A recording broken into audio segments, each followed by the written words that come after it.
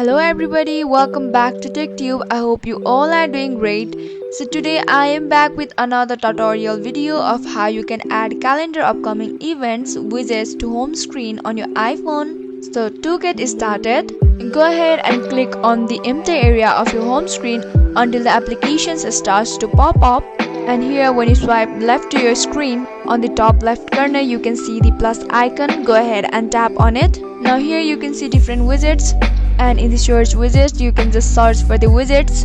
Let's say we search for calendar. Here we can track any day. You can see the events that you have set. So once you select the events or anything, you can just tap on add widgets, and once you're happy with your results or the widgets, you can just take it back to the home screen. And let's say we want to keep it here, you can just adjust it wherever you would like to add on your home screen and just set it to your choice. And once you are done or happy with the results, you're good to go.